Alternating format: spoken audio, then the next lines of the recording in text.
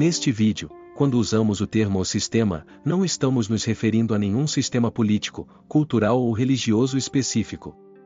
Em vez disso, estamos nos referindo ao que parece estar subjacente a todos eles. O que impulsiona uma infinidade de comportamentos humanos e estados mentais, como raiva e ansiedade. É essencialmente a escravidão aos caprichos do nosso ambiente. Ao refletirmos sobre a condição humana, torna-se evidente que muitos de nós são significativamente influenciados e controlados pelo mundo fora de nós.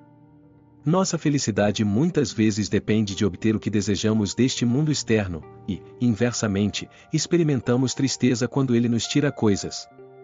A aprovação e desaprovação dos outros nos afetam profundamente, os elogios nos elevam, enquanto as críticas nos tornam miseráveis. Curiosamente, quanto mais desejamos algo, mais estamos dispostos a sacrificar para obtê-lo. Por outro lado, quanto mais nos opomos a algo, mais alto o preço que estamos dispostos a pagar para evitá-lo. Esses ciclos de desejo, aversão, amor, ódio, gostar e não gostar nos deixam em um estado perpétuo de medo, nos tornando suscetíveis à manipulação por meio de vergonha, culpa e a sedução de entidades externas, como grandes empresas, partidos políticos e seitas, todos buscando algo de nós. Dessa forma, o mundo nos governa, balançando iscas em nossos rostos, ou uma melhor analogia, como um cavaleiro que tenta fazer um burro andar, e a maioria de nós obedece desde o nascimento até a morte, assim como o burro. Entretanto, e se nós decidíssemos recusar a isca?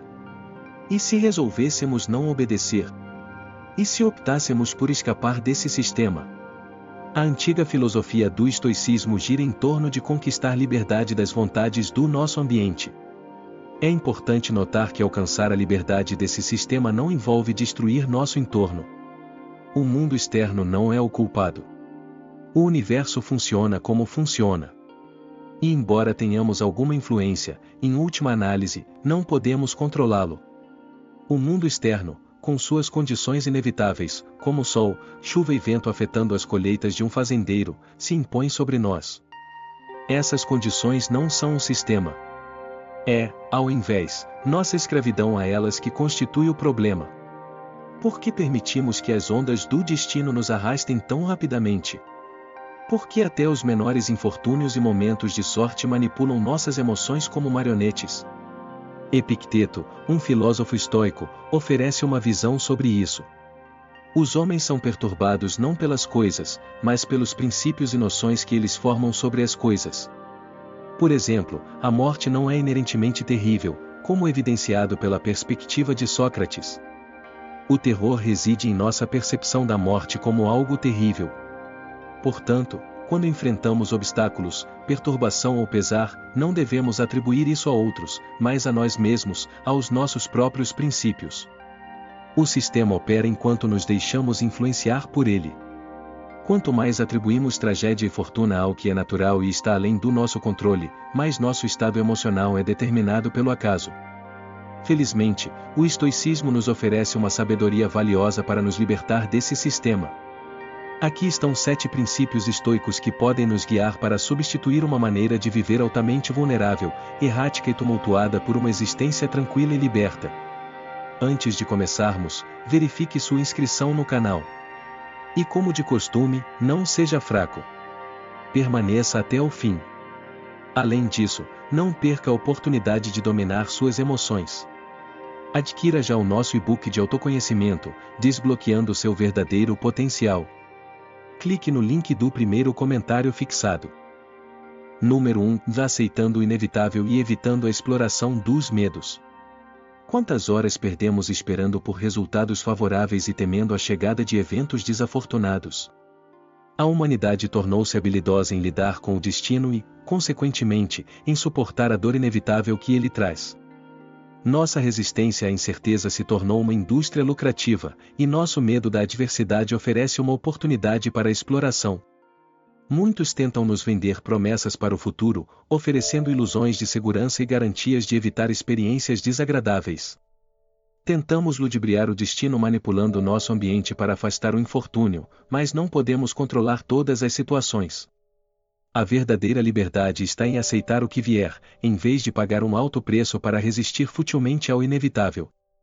Sêneca afirmou eloquentemente: por quê, então, deveríamos ficar zangados? Por que deveríamos lamentar? Estamos preparados para nosso destino. Deixemos a natureza lidar como quiser com seus próprios corpos. Sejamos alegres, aconteça o que acontecer. E reflitamos firmemente que não é nada do nosso que perece. Número 2. Reduzindo a preocupação com a reputação. Os estoicos veem a reputação como um indiferente preferido. É agradável possuir, mas não é essencial para a felicidade. Além disso, como qualquer coisa externa, a reputação está em última instância, além do nosso controle. A preocupação excessiva com as opiniões dos outros nos torna suscetíveis à manipulação e exploração, nos tornando escravos do ambiente. Epicteto argumentou que nosso desejo por uma boa reputação não deve prejudicar nosso bem-estar mental. Se necessário, devemos estar dispostos a aceitar vergonha, culpa, exclusão e ridicularização, se isso nos permitir alcançar tranquilidade e liberdade. Esses estados últimos estão sob nosso controle e, portanto, não são afetados pelas opiniões e julgamentos dos outros. Número 3. Desenvolvendo a habilidade da resiliência. Na maioria das vezes, quando nos encontramos em uma situação indesejável, nossa inclinação imediata é buscar uma fuga rápida. No entanto, isso nem sempre é possível. Consequentemente, muitas vezes recorremos a queixas, lamentos e nos sentimos miseráveis, acreditando que temos direito a uma circunstância melhor. Não temos direito fundamental a nada, e muitas vezes a melhor abordagem para lidar com uma situação é suportá-la. Quantas vezes nos desviamos do nosso caminho escolhido? Traímos nossa bússola moral ou comprometemos nossos valores simplesmente porque éramos avessos a suportar a dor? A dor possui um grande poder, levando pessoas boas a se envolverem em comportamentos antiéticos ou a se absterem de realizar ações virtuosas. A dor permanece como uma ferramenta de controle, e em nossa tentativa de evitá-la, caímos inadvertidamente na armadilha daqueles que tentam nos controlar. Assim, nos tornamos dispostos a trocar nossa liberdade por um pequeno alívio da dor e do desconforto. Se enfrentar situações dolorosas se mostra desafiador, podemos recorrer à sabedoria de Marco Aurélio. Suas meditações nos ensinam que a resiliência não é necessariamente algo negativo. A resiliência pode ter um propósito, oferecendo algo benéfico para nós, mesmo que sua consequência possa ser a morte. Em suas palavras, tudo o que acontece é suportável ou não. Se é suportável, então suporte. Pare de reclamar. Se for insuportável, então pare de reclamar. Sua destruição também significará o fim dela. Apenas lembre-se, você pode suportar qualquer coisa que sua mente tornar suportável, tratando-a como de seu interesse fazê-lo. Essa abordagem pode ser comparada à interpretação de Albert Camus sobre a figura mitológica grega Sísifo. Os deuses condenaram Sísifo a eternamente rolar uma pedra morro acima. Seu caminho para a libertação residia em abraçar completamente seu destino, de modo que seu castigo deixasse de ser punitivo. Número 4. Libertando-se das pessoas. Fortes laços com indivíduos podem ter consequências profundas e muitas vezes prejudiciais.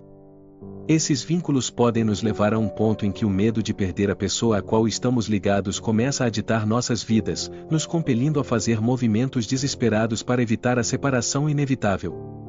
A história de amor entre Padmé e Anakin nos prelúdios de Star Wars ilustra vividamente os perigos das ligações insalubres, mostrando como elas convidam forças obscuras para nos manipular e escravizar. Palpatine explora eficazmente o medo de Anakin de perder Padmé, resultando em consequências graves. Se Anakin tivesse abordado o amor de forma diferente, não de maneira sufocante, temerosa e possessiva, mas com base na liberdade, confiança e desapego, o lado sombrio teria sido impotente contra ele. Epicteto oferece conselhos rígidos, mas poderosos, sobre o apego às coisas que valorizamos, sugerindo que devemos vê-las como realmente são, destinadas a quebrar ou perecer. Ele nos aconselha a lembrar que nosso afeto se estende a categorias gerais, não a instâncias específicas. Por exemplo, se amamos uma xícara de cerâmica, devemos entender que é nosso apreço pelas xícaras de cerâmica em geral. Dessa forma, não ficaremos excessivamente perturbados. Da mesma forma, se beijamos nosso filho ou cônjuge, devemos percebê-los como seres humanos, para não ficarmos arrasados se algo acontecer a eles. Número 5. Abandonando posses materiais. A corrida desenfreada na sociedade, onde as pessoas investem inúmeras horas em empregos que detestam e suportam rotinas exaustivas, é impulsionada pela busca incessante por posses materiais. A sociedade nos condiciona a acreditar que a felicidade é condicional, dependendo de várias circunstâncias externas, como uma renda específica, status social, um grupo particular de amigos ou uma casa nos subúrbios. Enquanto não as possuímos, somos levados a acreditar que não podemos ser felizes.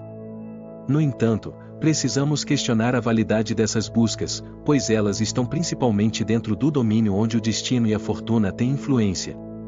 Engajar-se nessa busca é semelhante a lutar contra forças que nunca podemos verdadeiramente superar. Sêneca questiona o valor dessas posses materiais, como sofás dourados, móveis adornados com joias, e afins. Será que eles realmente nos trazem felicidade, ou são apenas ferramentas para exibir uma fachada de boa vida? Sêneca argumenta que nossa felicidade não deve depender de nada externo, seja riquezas como ouro e prata, ou até mesmo as necessidades mais básicas, como água e comida. Essa perspectiva nos torna independentes das circunstâncias externas, não importando o quão triviais sejam. Sêneca ainda afirma que a verdadeira liberdade é desfrutada não pela pessoa levemente influenciada pela fortuna, mas pelo indivíduo sobre quem a fortuna não tem poder algum.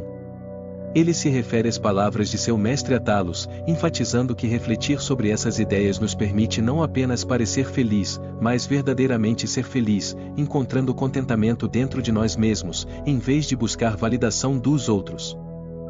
Número 6. Empoderando nossas respostas. Quando confrontados com provocações, insultos ou qualquer tentativa de ofensa, nossa reação instintiva muitas vezes inclina-se para a raiva e hostilidade. Dessa forma, o sistema concede aos outros o poder de nos fazer sentir mal, permitindo que seu comportamento influencie nossas ações. Isso amarra, inadvertidamente, nossa felicidade às ações dos outros. Indivíduos exibindo traços desagradáveis, como serem desagradáveis, tóxicos, narcisistas ou psicopatas, podem infiltrar-se em nossas vidas, assim como nuvens persistentes de chuva esperando nos banhar com sua malícia, com o objetivo de nos fazer sofrer. No entanto, possuímos uma escolha crucial, como observou Viktor Frankl. Entre o estímulo e a resposta, há um espaço. Nesse espaço está o nosso poder de escolher nossa resposta. Em nossa resposta reside nosso crescimento e nossa liberdade. Se respondemos a essas pessoas com raiva, medo ou hostilidade, essencialmente entregamos a chave do nosso bem-estar emocional. Por outro lado, optar pela indiferença as impede de infiltrar nossos corações e mentes, poluindo apenas o espaço ao nosso redor. Ao fazer essa escolha, protegemos nossa liberdade e tranquilidade interior. A lição aqui é clara: só somos escravos se escolhermos ser ou não percebermos que temos o poder de escolher a liberdade. Número 7. Vá abraçando a mortalidade. Alguns argumentam que a raiz fundamental de todos os medos é o medo da morte. De maneira semelhante ao medo da dor, o medo da morte pode moldar significativamente nossa maneira de viver. Os estoicos afirmam que uma vida virtuosa possui maior importância do que uma vida longa. Embora não tenhamos controle sobre a extensão de nossa vida, possuímos agência sobre a qualidade da vida que levamos. Temer a morte pode nos levar a existir apenas para evitá-la, em vez de viver verdadeiramente e tornar a vida excepcional. Esse medo nos leva a constantemente evitar até o menor sinal de perigo e buscar circunstâncias que proporcionem uma ilusão de segurança, transformando-nos em ovelhas ansiosas, seguindo qualquer pastor que nos promete mais um dia de luz. No entanto, nenhum pastor pode nos salvar da inevitável consequência da vida e da desintegração do que consideramos nós mesmos e o retorno de nossos corpos físicos à natureza. Temer a morte é fútil e, pior, perigoso, podendo nos impedir de viver corajosamente e virtuosamente. Marco Aurélio argumenta que a morte também é um acontecimento natural, semelhante ao crescimento, amadurecimento ou aos primeiros cabelos grisalhos. Tudo vem à existência.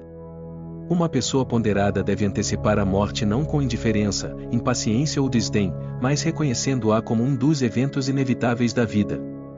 Da mesma forma como antecipamos o nascimento de uma criança do ventre de sua mãe, devemos aguardar a hora em que nossa alma emergirá de seu receptáculo terreno. E por hoje é só. Eu realmente espero que vocês tenham gostado desse vídeo.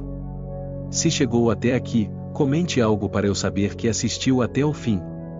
Pela sua atenção, o meu muito obrigado. Que todos fiquem com o Criador.